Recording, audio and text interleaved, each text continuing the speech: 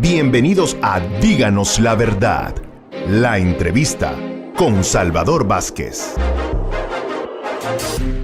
Hola, ¿cómo están? Qué gusto que nos acompañen. Bienvenidos a Díganos la Verdad. Un saludo para todos los que nos ven a través de la señal abierta de Canal 8, mixdemedio.com y todas nuestras redes sociales.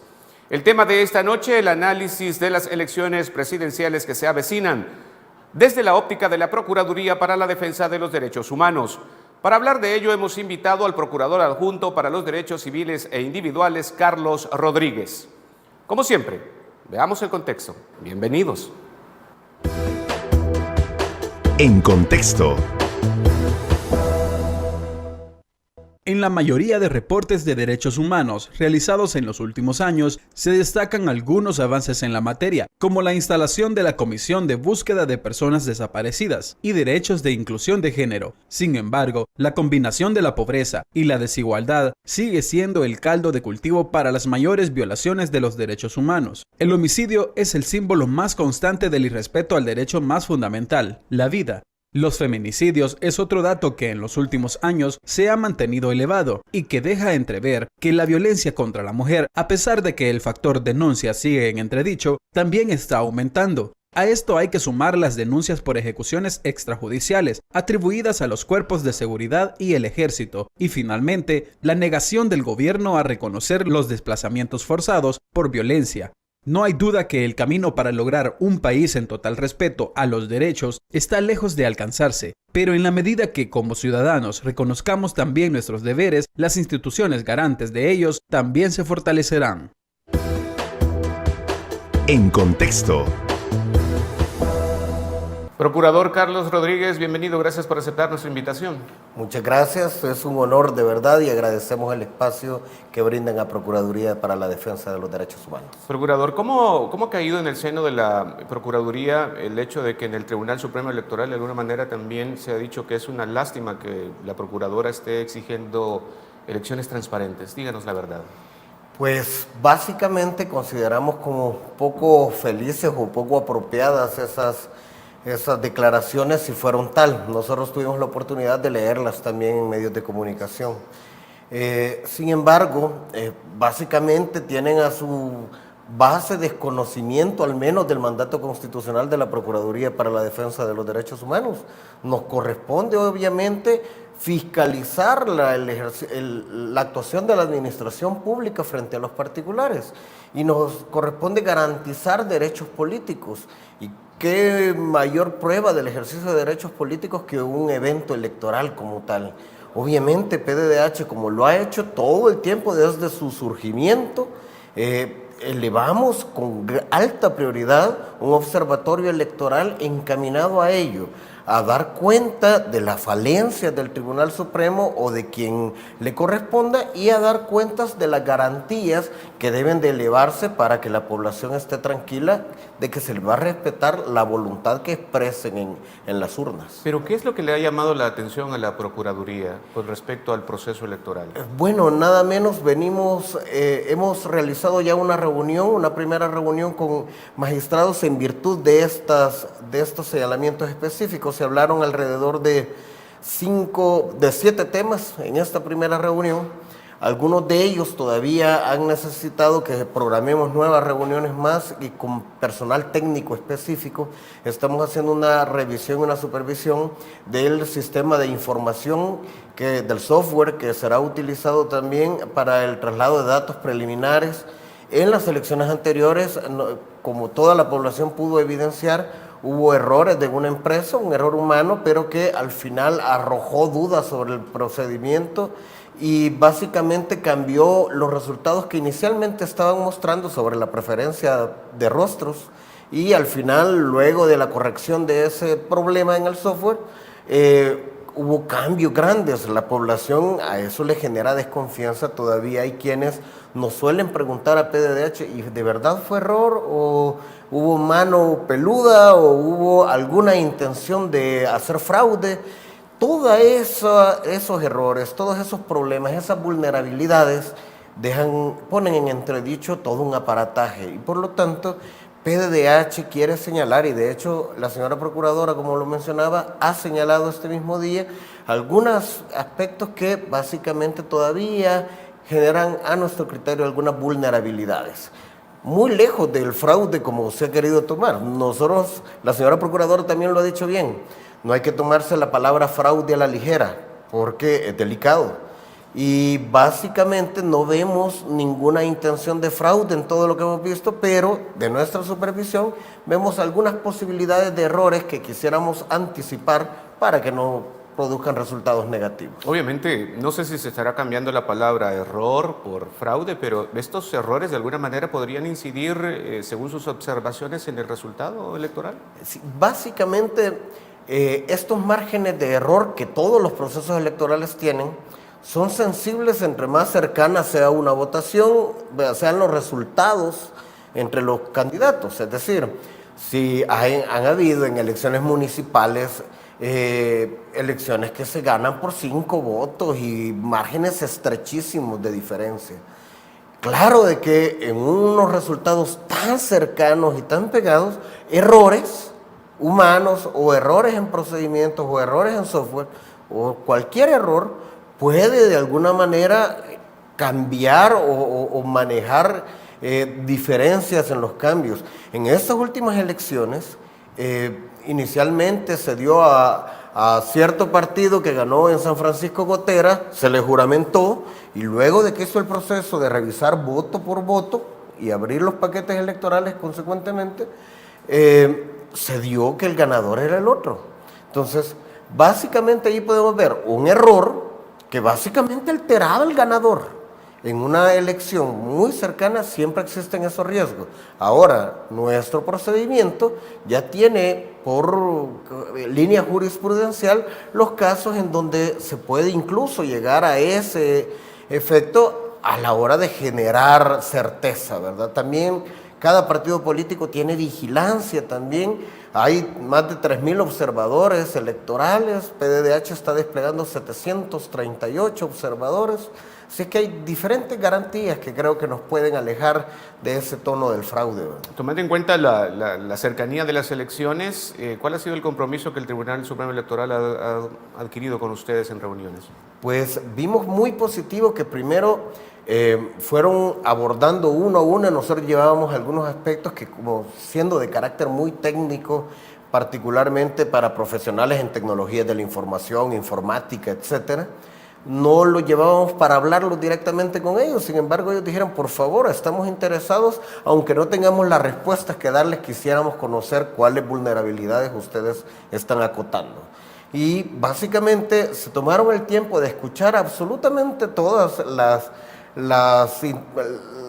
digamos, las diferentes circunstancias que la Procuradora ve como en efectos de posibles vulneraciones o vulnerabilidades, y bueno, las que pudieron dar respuesta en ese momento sobre las acciones que ya han adoptado. Ellos mismos identificaron fallas en el simulacro del pasado 20 de enero y nos explicaron qué acciones han tomado para corregir y para cerrar esos espacios, ¿verdad? Así es de que hemos visto con muy buenos ojos ese tiempo que se tomó el Tribunal Supremo Electoral para ir atendiendo puntualmente cada una de las observaciones. ¿Ha sido transparente? ¿Tienen ustedes la percepción de que el Tribunal Supremo Electoral está siendo transparente o hay algo que todavía no saben cómo resolver? No, básicamente nos han generado toda la información y nos están generando aún toda la información que se ha requerido. De hecho, parte del trabajo que viene ahorita será ir a entrar a revisar procesos específicos en software y bueno, información bastante especializada que incluso su servidor desconoce, sino que son, como decía, profesionales en área de informática. Ahí entra el Departamento de Tecnologías de Información de PDDH. Pero incluso en esos casos tan específicos, y el Tribunal Supremo Electoral con PDDH ha sido sumamente abierto.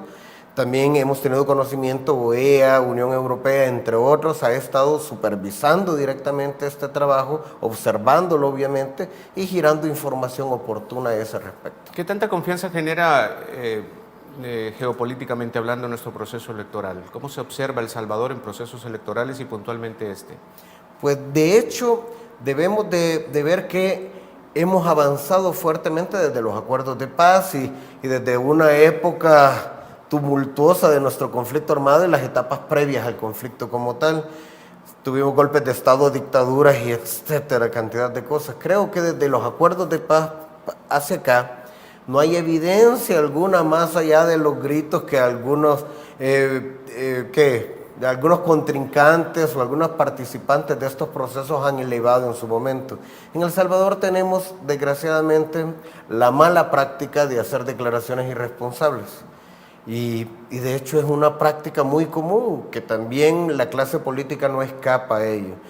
Yo no recuerdo ninguna elección, y llevamos muchísimos años, hemos verificado todas desde los acuerdos de paz, y en todas el perdedor dice, nos robaron y hubo fraude, etcétera. Pero sí se ve bien, tenemos buena imagen internacional en materia de procesos electorales. Sí, me parece de que ninguna misión de observación internacional ha cuestionado nunca la transparencia o la veracidad de un proceso, aunque todas, como suele ser obvio, han señalado problemas, elementos, fallas, cosas por mejorar. Así también lo ha hecho PDDH.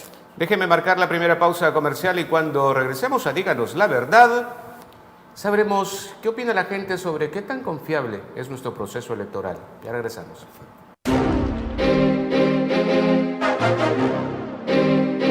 Díganos la verdad. La entrevista.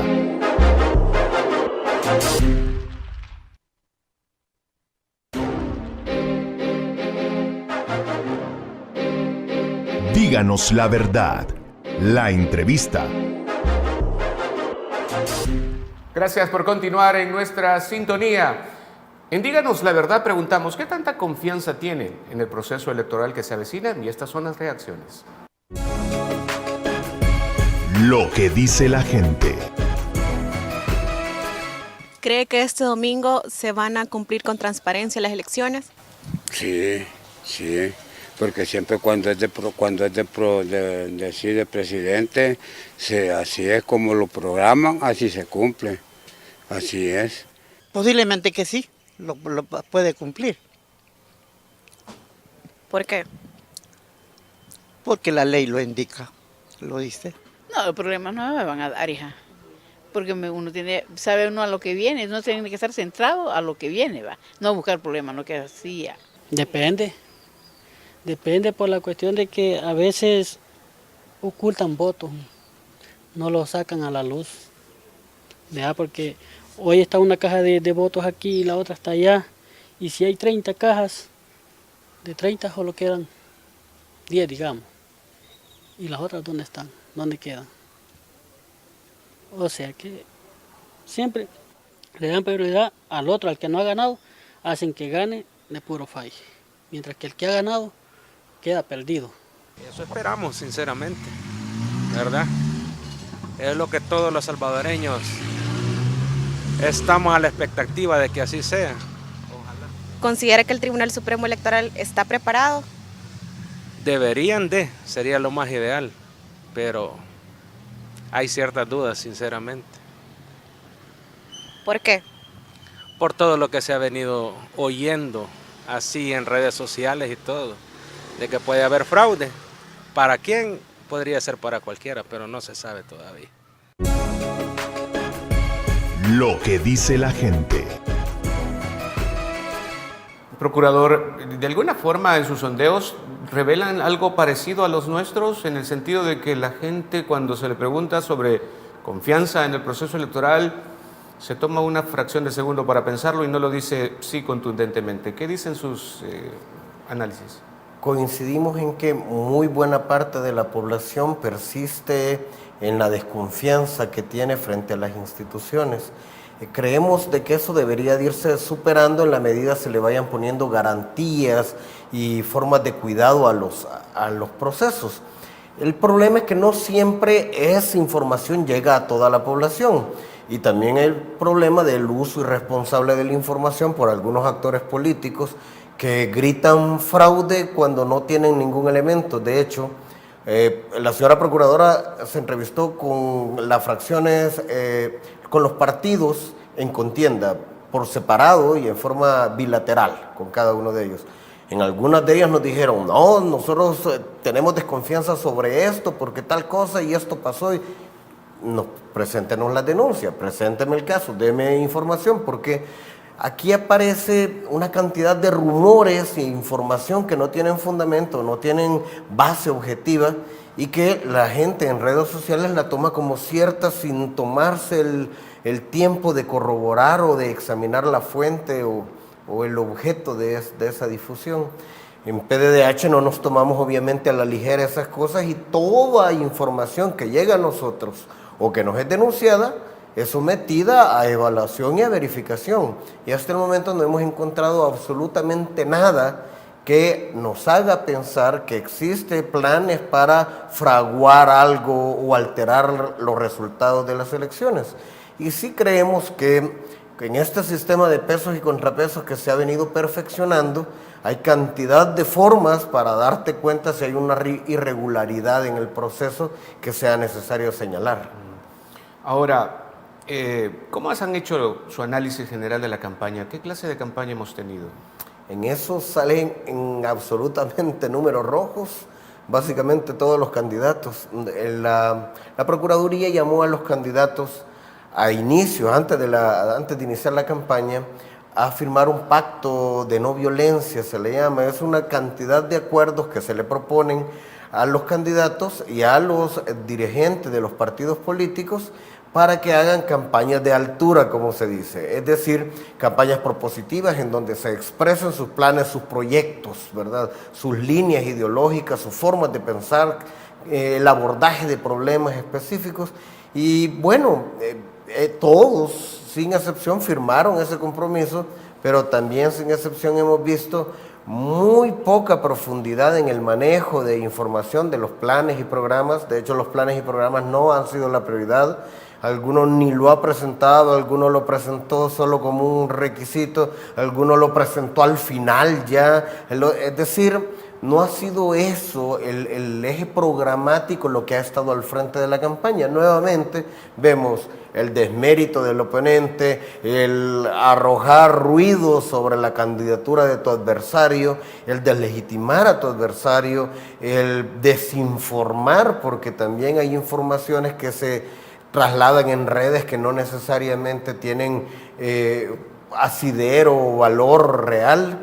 Y en fin, todo ese trabajo y esa cantidad de dinero que se gasta para convencer al electorado que no vote por tu adversario es la estrategia que hemos visto nuevamente y desencanta.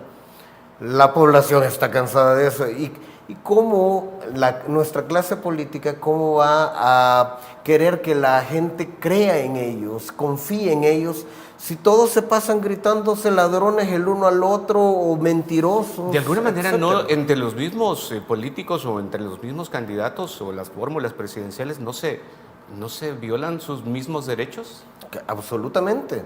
De hecho, el uso, todos tenemos libertad de información, de comunicación, de expresión. Pero las libertades están condicionadas al uso responsable de la información que debe de hacerse. Y obviamente cada quien es responsable de la información que vierte sobre la otra persona o sobre algo en específico. Sí hemos visto usos irresponsables, abusivos, en campaña electoral, ¿verdad?, contra sus adversarios políticos. Eso viola derechos como tal y eso provoca otro efecto que mencionaba, que es desincentivar al electorado, a la población. La población no cree en nuestra clase política como tal. Cada vez escuchás más frecuente, todos son lo mismo, todos son iguales, todo, etcétera.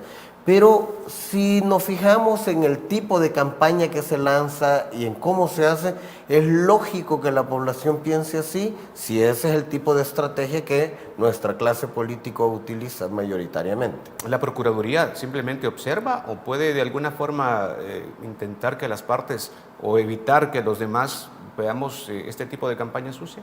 No, básicamente no le corresponde a Procuraduría examinar, por ejemplo, la veracidad o no de ciertos señalamientos, etcétera. Muchos de ellos revierten responsabilidades incluso, o podrían revertir responsabilidades incluso de tipo penal y son denunciadas.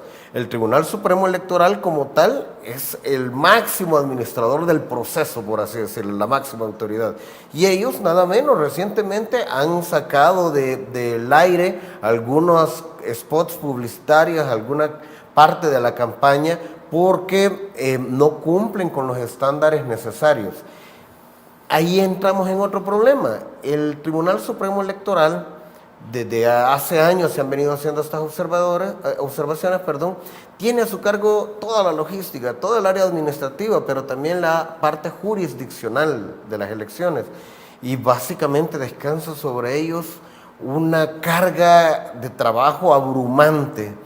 Es necesario un poco que nuestro legislador piense en cómo reforzar al tribunal o separar el área jurisdiccional de la administrativa o buscar otras formas, porque sencillamente el Tribunal Supremo Electoral no logra su actividad jurisdiccional, sacarla en tiempo oportuna, rápida, etcétera, y en su momento puesto que está decantada en garantizar un proceso electoral que también está organizando.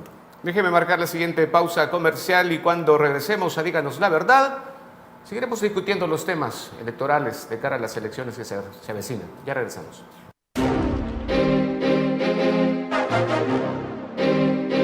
Díganos la Verdad, la entrevista.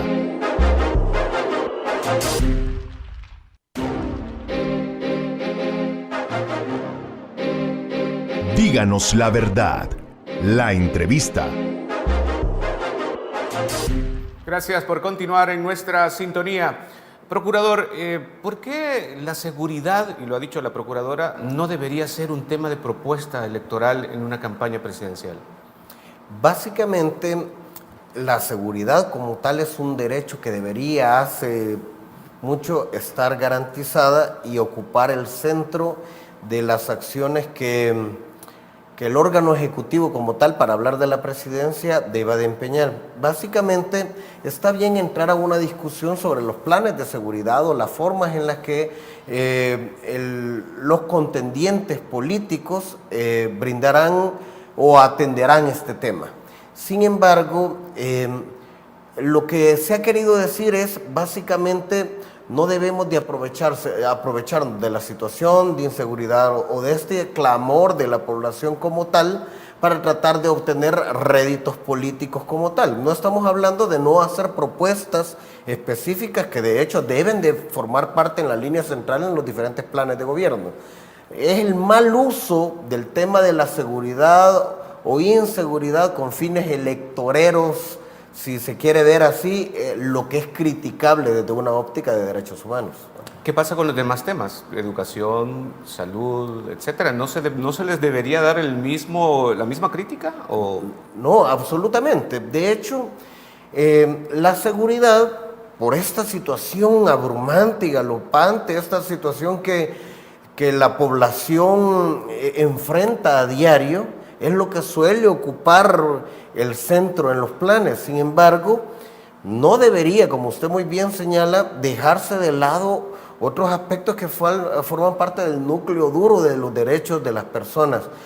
Hay cantidad de señalamientos en materia de salud, cantidad de señalamientos en materia de educación, en materia de pensiones, en materia medioambiental, en materia de acceso a la justicia, que pueden derivarse desde políticas públicas o desde el accionar del órgano ejecutivo.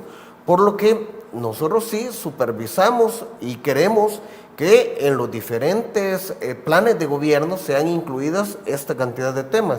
Tanto nos importa que construimos una plataforma mínima de derechos humanos desde la Procuraduría y se la presentamos a todas las fórmulas presidenciales y les hemos hecho suscribir una carta compromiso para valorar todas las recomendaciones que PDDH ha realizado en torno a esa cantidad de temas y para que de esa valoración se haga la posible o potencial inclusión en sus diferentes programas y planes de gobierno. Justamente en ese tema, Procurador, la seguridad sigue siendo un tema que queda siempre de ver.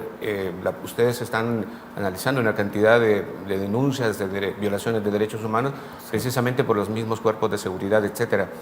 ¿Cómo se está avanzando en este tema? Creemos de que han habido avances que es necesario recalcar. Por ejemplo, el Ministerio de Seguridad ha elevado políticas públicas recientes, por ejemplo, con la comunidad LGBTI, para atender esos casos en específico y para que los casos, el abordaje de esos casos tampoco sea revictimizante y tampoco sea prejuicioso en contra de grupos en condiciones de vulnerabilidad. Eso es un avance digno de señalar. También han habido convenios que se han cerrado, se han firmado, en donde Procuraduría para la Defensa de los Derechos Humanos ha formado parte, por ejemplo, en el ramo seguridad, para atender casos de desaparición forzada actual, que es un flagelo enorme para la población, con la ayuda del Sistema de Naciones Unidas, la 1DC particularmente, y la articulación de Fiscalía, Ministerio de Seguridad, Policía Nacional Civil, Procuraduría General de la República, Procuraduría para la Defensa de los Derechos Humanos, se ha creado un protocolo, ¿verdad?, que se ha firmado para que todas las instituciones nos volquemos a la atención desde nuestras propias responsabilidades de esa temática en específica y se pueda dar una respuesta efectiva a la población.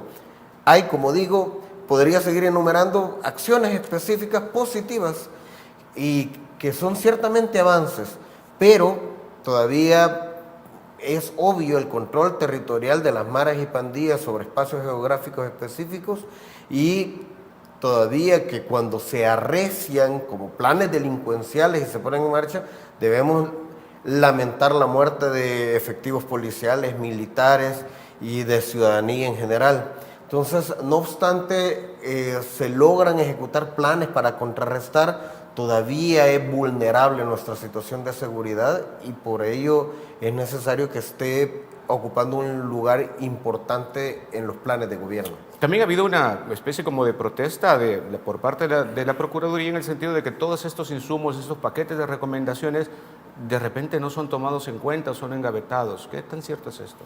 Hemos tenido también una tendencia, hemos registrado una tendencia que cada vez más son tomadas en cuenta. No quería decir la palabra acatada como tal, pues no se trata de una directriz, una orden, sino es una recomendación, pero sí son incluidas nuestras recomendaciones en los diferentes planes y programas. Vemos con muy buenos ojos la tendencia que llevamos, pero ello no significa que en diversas ocasiones nuestras recomendaciones no han sido tomadas en cuenta y se siguen dando violaciones como tal.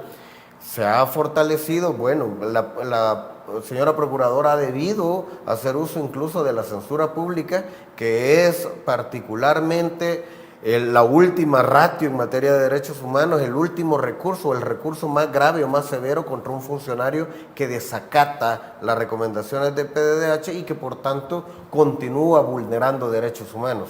Ya se han pronunciado ese tipo de resoluciones y esperamos cada vez sea menos frecuente porque todos los servidores públicos deberíamos de entrar en la sintonía que nos debemos al respeto de derechos humanos independientemente las aristas de nuestro mandato. Lo que tenemos en común es derechos humanos. Claro, las propuestas electorales realizadas por la campaña o por las fórmulas presidenciales, de alguna manera, me imagino, han sido escudriñadas por parte de ustedes. Así es. ¿Cuáles son las partes más que menos importancia le han detallado o menos contenido tienen?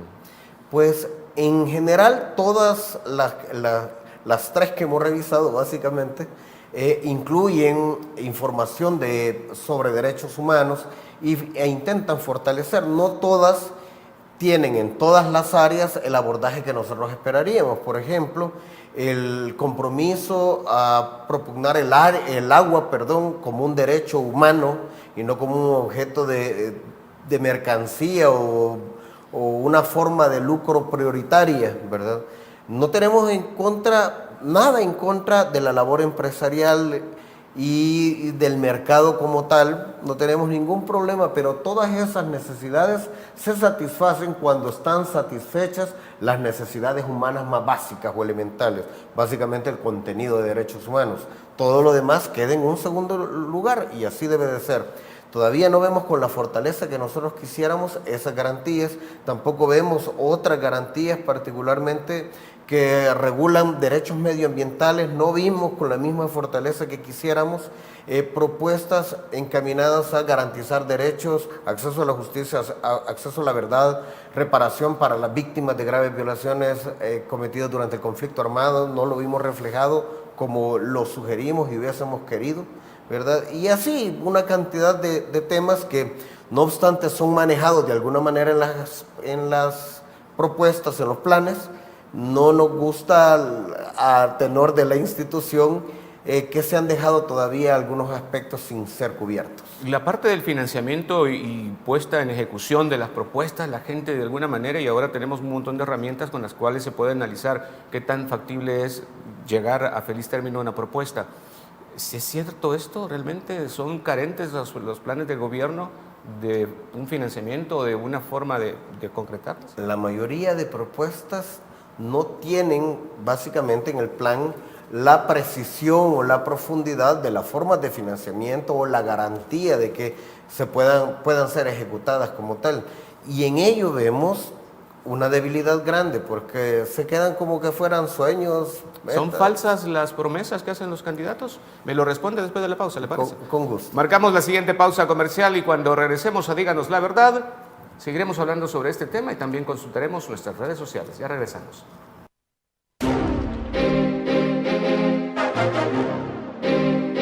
Díganos la verdad. La entrevista.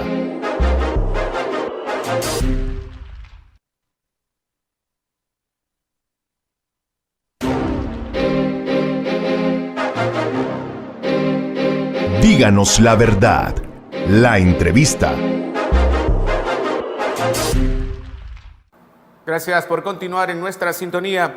Procurador, ¿qué tan realistas son las propuestas que hacen los candidatos? Algunas más que otras, diría yo. La historia nos ha señalado como algunas promesas que se han vertido en procesos electorales anteriores y luego cuando se gana la presidencia no se realizan, no se cumplen. Absolutamente fueron falsas, esas, ¿verdad? Sobre estas no podría anticiparme a lo que va a ver, a lo que va a hacer quien resulte electo. Ahora, lo que sí puedo decir que muchas de las promesas no están aterrizadas como tal. ¿Como cuáles, por ejemplo? Bueno, básicamente el prodigar mayor justicia. ¿Cómo medís mayor justicia? ¿O cómo mejorar la seguridad? Mejorar la seguridad, yo diría que las propuestas probablemente deberían decir reducir la criminalidad a un porcentaje específico o de alguna manera aterrizarlas. No soy yo quien les diseña, ni soy experto en diseñar esas políticas y planes, ni tengo experticia en todas las áreas específicas, por lo que no podría yo generar ese plan como tal, pero básicamente el mínimo que deberíamos de exigir es que cada promesa como tal que se dice a la ligera en una campaña sea absolutamente realizable, tenga planes o base para su financiamiento, sea medible y de esa manera esas promesas se convertirían en compromisos que yo, candidato, asumo con el elector. Entonces el elector no me firma un cheque en blanco al elegirme como presidente. Básicamente me debe de pedir cuenta sobre todo aquello que yo ofrecí hacer, por lo que mis ofrecimientos como candidatos deberían de ser responsables, aterrizados, lógicos, absolutamente realizables como tal, y no solo campañas que buscan obtener réditos políticos o, diríamos, aprovechar también el clamor o la desesperación de la población en un aspecto específico. ¿Votamos más emocionalmente que racionalmente, procurador? Desgraciadamente sí, en la mayor parte de la población, pero también debemos ver con muy buenos ojos experimentos muy bonitos a los ojos propios de PDDH, porque ya hemos visto, por ejemplo, en poblados del interior del país, que en elecciones de consejos municipales y asamblea legislativa, le dan una victoria aplastante a un candidato legislativo y a su adversario político, a su partido adversario en municipal, y con victorias aplastantes. Quiere decir que hubo electores que se tomaron la libertad de votar por uno y otro partido, que ya no entraron al fanatismo, ya no entraron a la ceguera total en la que algunos se ven inmersos, sino que esperamos que ese comportamiento haya sido alentado por la figura del contendiente o por las propuestas que llevaba, pero ciertamente hubo otros aspectos que fueron valorados. Ya no solo fue, soy simpatizante de este color y con este color me quedo, no importa lo que pase, sino que ya vemos cada vez votos más informados, este ejercicio de participar en foros o en espacios en donde pueda preguntárseles a nuestros candidatos y pueda cuestionárseles sobre sus planes. La academia se ha involucrado mucho en ello, los medios de comunicación, lo vemos con buenos ojos, ¿verdad? Para Díganos la Verdad, tu opinión es fundamental, por eso vamos a leer qué nos están diciendo. En redes sociales. En las redes sociales hicimos la siguiente pregunta: ¿qué opinas sobre el trabajo que ha realizado la Procuraduría para la Defensa de los Derechos Humanos en el proceso electoral? Y estas son algunas de las reacciones. Tati Roa dice: se supone que supervisar y garantizar la transparencia del proceso electoral es un mandato constitucional y pues se pretende que estén para hacer valer nuestros derechos y deberán de ser integrales y trabajar de la mano y transparencia ante todos los procesos, y deben ellos mismos ser persistentes y hacer notar ante oposiciones, pues su participación es inevitable. Andrea Roa dice: no ha tenido ningún protagonismo y peor aún, con esa cortina de humo de la corrupción de la señora procuradora, con el contrato de sus hijastras, peor aún. Susana Araujo dice: desconozco de las elecciones o medidas que se han tomado. Procurador, estas son algunas de las reacciones y definitivamente tengo que preguntarle cómo se ha tomado en el seno de la Procuraduría estas resoluciones de sanción ante el trabajo que está realizando la Procuradora, en particular con el tema de contrataciones. Pues básicamente el área de despacho es quien aborda esta temática y es el despacho de la señora Procuradora el que está a cargo de ello. Yo no tengo mayor información sobre cómo se ha adoptado o qué se ha hecho en torno a ello. Ahora, respecto de lo del mandato constitucional en la verificación electoral y en la garantía que también menciona, PDDH tiene un problema y hay que reconocerlo. Tenemos un presupuesto bajísimo y ese presupuesto nos impide muchas veces hacer llegar hasta la población el producto de todo lo que hemos observado, de todo lo que hemos hecho. Aprovechamos espacios gratuitos en redes, las redes institucionales. Todos los días verán cómo se suben a las redes institucionales noticias sobre el producto de nuestra verificación y sobre nuestro observatorio como tal. Estábamos, creo mencionaba, desplegando 738 observadores en el día. Es la observación más grande que cualquier entidad puede brindar, ajena al Tribunal Supremo Electoral como tal. Y ¿de dónde sale el recurso para esto?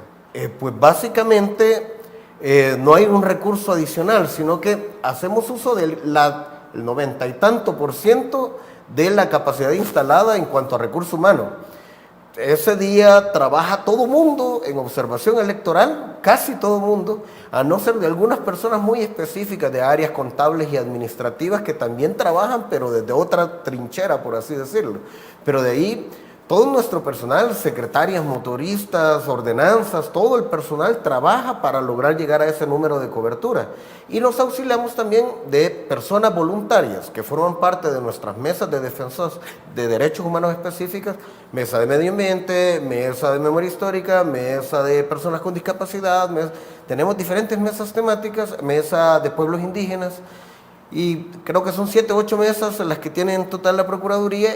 Defensores y defensoras de derechos humanos que pertenecen a nuestras mesas nos colaboran, y finalmente la academia, estudiantes en año social de carreras sociales como sociología, derecho, ciencias políticas de diferentes universidades también hacen labor con PDDH.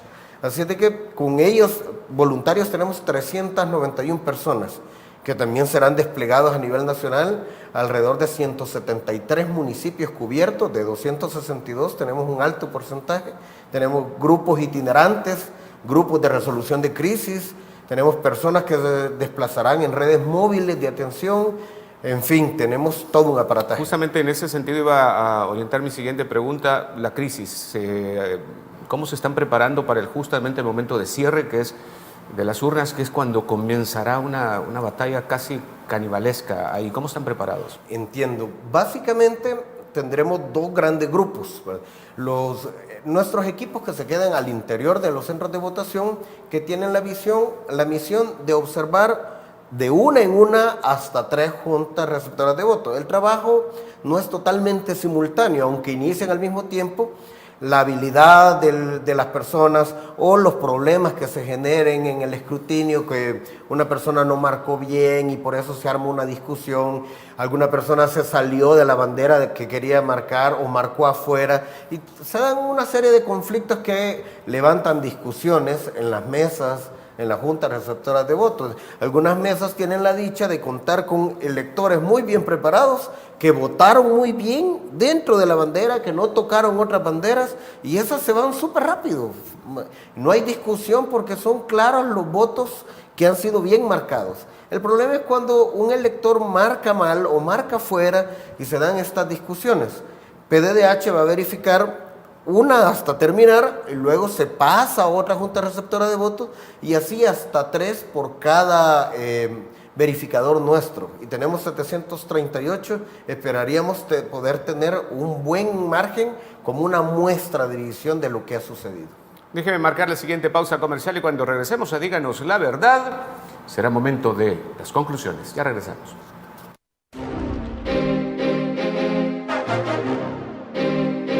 Díganos la verdad. La entrevista.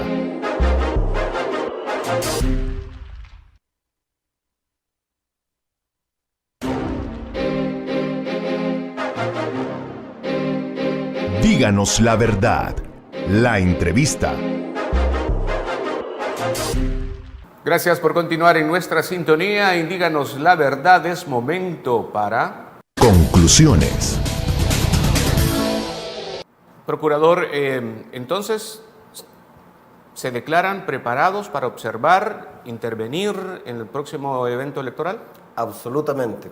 Tenemos un equipo PDDH muy experimentado en ello. La gran mayor parte de nuestros abogados y abogadas y personal adicional ha cubierto ya 4 o 5 eventos electorales anteriores. No es gente novata la que está haciendo, sin embargo hemos sido muy cautos en formarles nuevamente y en advertirles sobre algunas connotaciones específicas que toma este observatorio.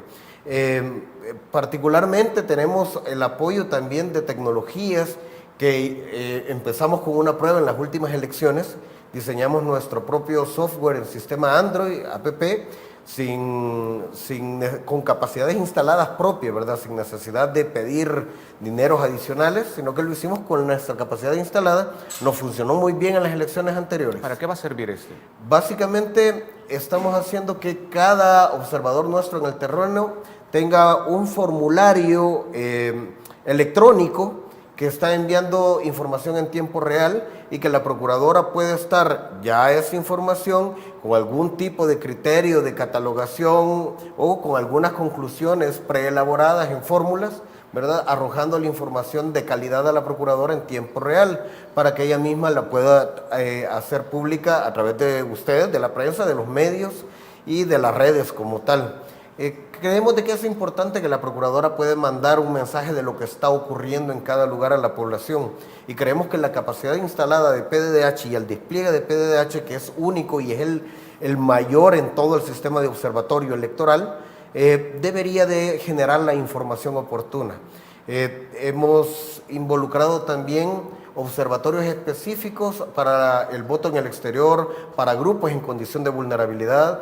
Nuestro observatorio como tal va a contar con la participación de personas con discapacidad. Una persona en silla de ruedas nos acompañará y pondrá a prueba la accesibilidad que el Tribunal Supremo Electoral ha debido generar para ese día. Tendremos una persona de nuestra mesa con discapacidad probándola, también tenemos personas ciegas trabajando, que tienen protocolos diferentes obviamente al del resto, ¿verdad?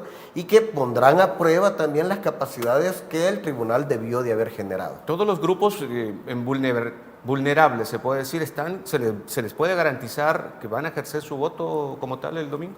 Ese es precisamente el requerimiento que PDDH ha hecho a las autoridades electorales, y esa es parte de lo que vamos a fiscalizar que se realice. Por ello también hemos incluido dentro de nuestro observatorio algunos enlaces con organizaciones que vigilan eso. Por ejemplo, la comunidad LGBTI muchas veces ven las personas trans impedidas en el ejercicio del voto de manera arbitraria. Este año se ha capacitado fuertemente desde el Tribunal Supremo Electoral para que no se les violente, y de hecho personal de PDDH verificará el ejercicio del voto de diferentes personas trans que en el ejercicio de sus derechos puedan acudir a las urnas, y podremos tener una muestra, como casi todo el trabajo que hemos estado haciendo, del ejercicio de estos grupos específicos. ¿Qué valoraciones hacen de todo el proceso de campaña preelectoral? Nos entristece, como digo, que se ha perdido una gran oportunidad de conectar mis programas, mi línea ideológica, mi contenido programático de mi plan de gobierno con la población. Muy poco se ha hablado de ello, y la población aún ahora, estimamos, la gran mayoría sigue sin conocer cuáles son las grandes propuestas, y de hecho se hizo mala utilización de algunos medios y de la libertad de comunicación y de expresión que tenemos, y se hizo ataques con contenido misógino, por ejemplo, contra dos de las candidatas, y eso lo señaló la Procuraduría a través de pronunciamientos como tal. También se ha hecho llamados a la desconfianza, llamados que no tienen base.